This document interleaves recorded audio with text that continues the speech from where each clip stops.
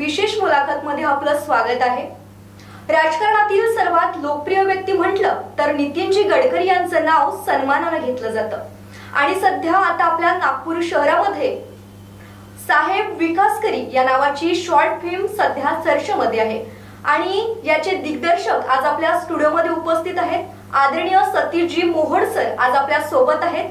चला तर मग आता आपण त्यांच्याशी मनमोकळ्या गप्पा मारूयात।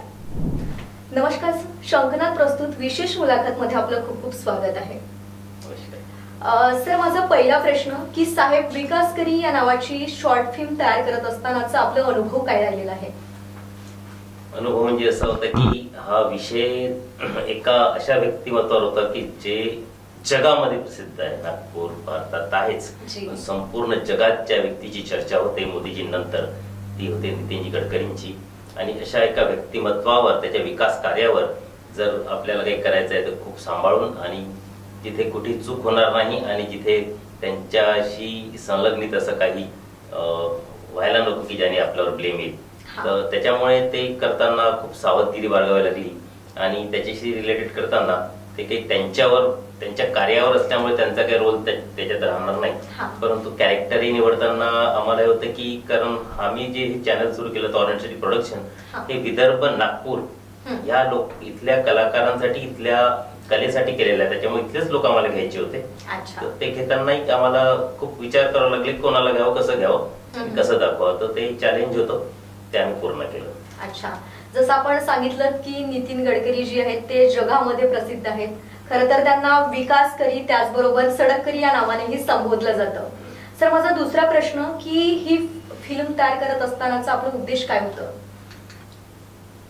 आम्ही जो प्रोडक्शन हाऊस याच्या खाली छोटे छोटे प्रोजेक्ट केले, त्यानंतर असं होतं की जे लोक खरोखरच निस्वार्थपणे आणि नॉन करप्टपणे काही चांगलं कार्य करत असतील अशा लोकांविषयी काहीतरी आपण बनवावं करावं, ज्याने की लोकांना जे दुसरे लोक आहेत तेही प्रोत्साहित होतील।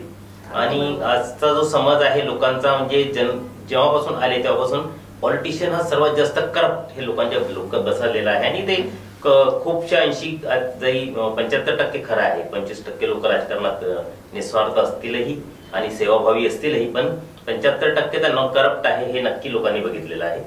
त्याच्यात त्यांच्यामध्ये सुधारणा व्हावी की बा आपण एखादं चांगलं कार्य केलं तर आपलंही नाव होतं, लोक आपल्याला अप्रिशिएट करतात, आपल्याविषयी बोलतात, आपल्याविषयी काही फिल्म बनवतात किंवा काही चांगलं नाव घेतात, हे लोकांपर्यंत जावं आणि यांच्यानंतर येणाऱ्या कोणत्या तरी नेत्याला हे वाटावं त्यांनी असंच काम करावं। या उद्देशाने आम्ही ठरवलं की चांगल्या लोकांविषयी काहीतरी बनवावं, म्हणून सर्वात पहिले ज्या भारतामध्ये ज्या मनुष्याचं सर्वात जास्त नाव आहे या विषयामध्ये नॉन करप्ट आणि चांगलं कार्य करण्यामध्ये, त्या व्यक्तीला घेऊन आम्ही बनवलं, म्हणजे त्याचा इम्पॅक्ट पडेल आणि पुढे आम्ही अजून चांगले कार्य करू शकतो। अच्छा, खरंच खूप चांगलं कार्य आहे। सर मला सांगा की तुम्ही हे शॉर्ट फिल्म तयार केली, त्याचबरोबर अजून कोणकोणते फिल्म तयार केलेले आहात आपण? तसं तुम्ही भरपूरशा याला जे प्रोजेक्ट होते लोकांचे त्यांना आम्ही स्पॉन्सर केलं, जसं की चमत्कारी गणेश आहे, अजून काही आहे तसे पुष्कळसे। तर ते करत असताना माझा एक मित्र भेटला आणि त्यांनी सांगितलं की लोकांना स्पॉन्सरशिप देण्यापेक्षा तुम्ही स्वतःच एक चॅनल करा आणि त्याच्यामध्ये स्वतःचे प्रोजेक्ट बनवा, तर तुमचा स्वतःजवळ राहील, लोकांना देऊन तुम्हाला काय उपयोग। म्हणून ते डोक्यात घेऊन मी प्रोड्युसर बनायच्या प्रयत्नात प्रोड्युसर कार्ड तयार केलं, आपलं ऑरेंज सिटी प्रोडक्शन तयार केलं। त्या अंतर्गत मी सर्वात पहिलं जे माझं गाणं होतं ते माझा बाप्पा तू या नावाने आम्ही एक गाणं बनवलं। त्याच्यानंतर आम्ही एक परेशान नावाचं गाणं बनवलं, त्याच्यानंतर तू कोण है हे एक आमचं गाणं आलं। त्याच्यानंतर आम्ही एक सायको नावाची फिल्म केली जी आज भारतातून 6व्या नंबरवर फायनलिस्ट आहे आणि ज्याला आम्हाला NDFचा पुरस्कार भेटलेला, अवॉर्ड भेटलेला आहे आणि विफा मध्ये ते सिलेक्ट झालेलं आहे। त्याच्यानंतर आम्ही विकासकरी केला। मध्यंतरी एक प्रोजेक्ट होता त्यात दहीवाली नावाचं एक गाणंही केलं, जे गावखेड्यातल्या लोकांना थोडंसं पसंत येतं। ते साहिल कडक नावाचे एक इन्फ्लुएन्सर आहे, त्यांच्या चॅनलवर आम्ही टाकलेलं आहे। आणि आता हा आमचा विकासकरी, याच्यानंतरचे काही प्रोजेक्ट आहे आमचे ते आम्ही सध्या नंतर सांगू।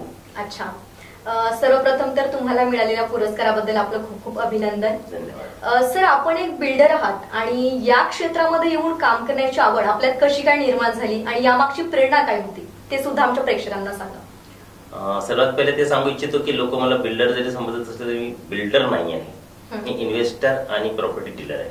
अच्छा. आणि माझं काम आहे इन्व्हेस्टमेंट करणे, लोकांना प्रॉपर्टीशी रिलेटेड सर्व याच्यात गोष्टींमध्ये सहकार्य करणं.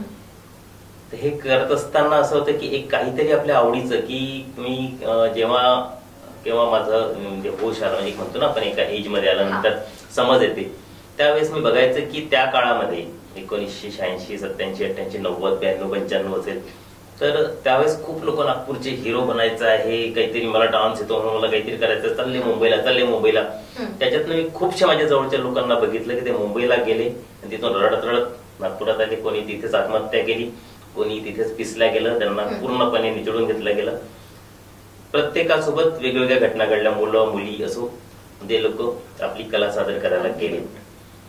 तर तेव्हापासून डोक्यात असं होतं की नेहमी फिल्म इंडस्ट्री म्हटलं, बॉलिवूड म्हटलं की सगळे मुंबईच का पाहतात, नागपूर का नाही व्हावं. तर कालांतराने काही वेळा असं झालं की काही फिल्म्स आपल्या नागपुरात बनल्या, मराठी असो, काही शूटिंग वगैरे झाले काही, तर मनात आलं की इथेही काहीतरी व्हायला हवं. पण तेवढं मोठं आपल्याकडे काही ऍसेट नव्हते की आपण खूप काही करू इथे. पण नंतर जेव्हा जशी वेळ आली तसं वाटलं की छोटीशी सुरुवात का आपण करावी आणि इथेही काही क्वालिटी बेस भेटतं. कारण नागपुरात मुंबईचे लोक हसतात, ते नागपूरचे लोक काय करणार, त्यांच्याकडे काय आहे, तर ते त्यांच्यात आहे.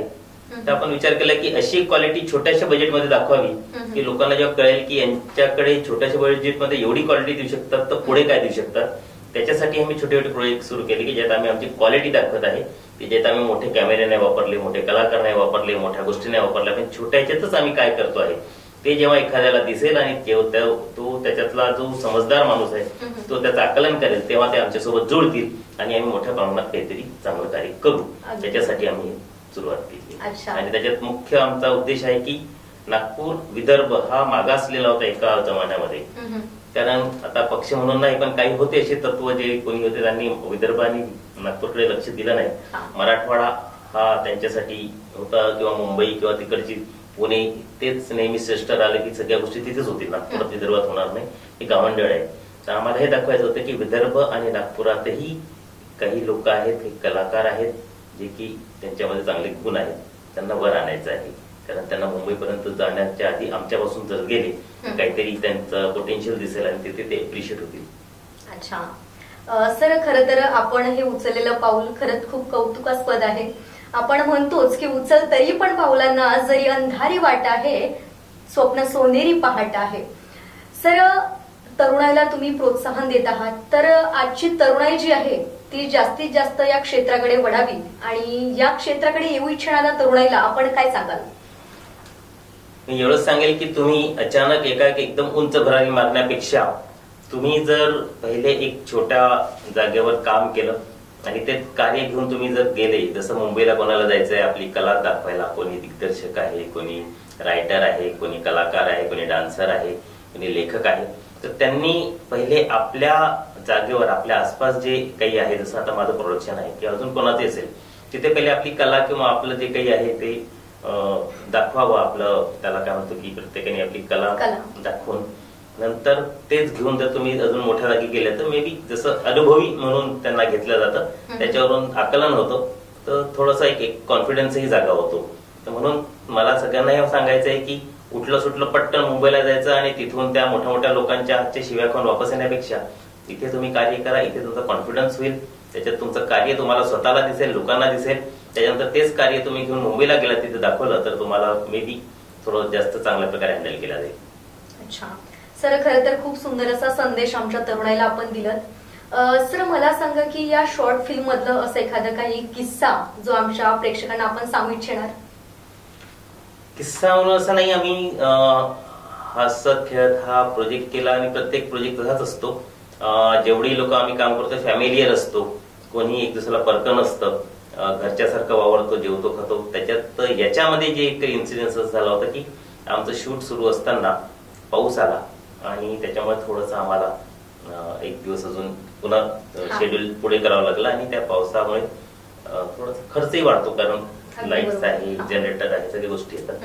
तर थोडंसं ते झालं. त्याच्यामध्ये तो दिवस आम्हाला मग जो दुपारपासून पाऊस जो आला तेवढा जो वेळ गेला तो आम्ही हसी मजाक करत खाण्यापिण्यात घालवला. मग पुन्हा ठीक झालं, पुन्हा आपल्या कामाला लागलो. अच्छा सर, या मुलाखतीच्या माध्यमातून आमच्या प्रेक्षकांना आपण काय सांगाल?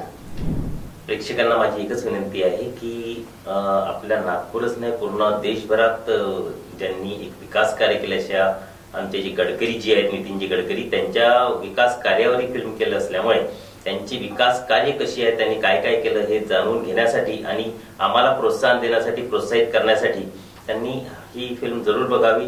आमच्या चॅनलला लाईक सबस्क्राईब करावं ज्याने की आमचे सबस्क्रायबर वाढतील, आमचे व्ह्युअर्स वाढतील, तर आमची हिंमत वाढेल आणि अजून नवीन प्रोजेक्ट करायला आम्हाला ताकद येईल. त्या अनुषंगाने आम्ही इथली जी कला आहे, इथले जे कलाकार आहेत, इथले जे युवा आहेत त्यांना आम्ही चान्स देऊ शकू. तर त्यासाठी प्रत्येकाने लाईक शेअर जरूर करावं एवढंच माझी विनंती आहे. सर, आपण या फिल्म बद्दल तर चर्चा केलीच आहे, तर आमच्या प्रेक्षकांना ही फिल्म कुठे बघायला मिळणार ते सुद्धा सांगा. ऑरेंज सिटी प्रोडक्शन या नावाने युट्यूबवर तुम्ही सर्च केली तर ही फिल्म भेटेल. विकास करी सर्च केलं तरी पण तुम्हाला भेटेल. आमचं ऑरेंज सिटी प्रोडक्शनच्या नावाने आहे, ते युट्यूबवर सर्च केल्यावर येईलच. त्याच्याशिवाय आमचे जे गाणे आहेत ते स्पॉटिफाय आहे किंवा बाकीचे प्लॅटफॉर्म आहे, जेही ऑडिओ प्लॅटफॉर्म आहे तिथे ते भेटेल. आणि फिल्म्स जे आहे त्या ऑरेंज सिटी प्रोडक्शनवर भेटतील. आणि त्याच्यानंतर आमचं ऑरेंज सिटी प्रोडक्शनच्या नावाने ऑरेंज सिटीच्या नावाने एक इंस्टाग्राम चॅनल पण आहे. इंस्टाग्रामवर पण तुम्ही आमचे रील्स आणि काही गोष्टी पाहू शकता. तर हे तुम्ही सर्च करा, जिथे करा ऑरेंज सिटी किंवा ऑरेंज सिटी प्रोडक्शन, तर तुम्हाला तिथे ते दिसेल. सर, तुम्ही या शॉर्ट फिल्म बद्दल आमच्या प्रेक्षकांना माहिती दिली आणि आपण विशेष मुलाखत या कार्यक्रमात आलात त्याबद्दल आपलं खूप खूप आभार आहे. आता वेळ झाली आहे इथेच थांबण्याची. पुन्हा भेटूयात पुढील सत्रात. तोवर बघत राहा शंखनाद, आवाज सत्याचा. नमस्कार.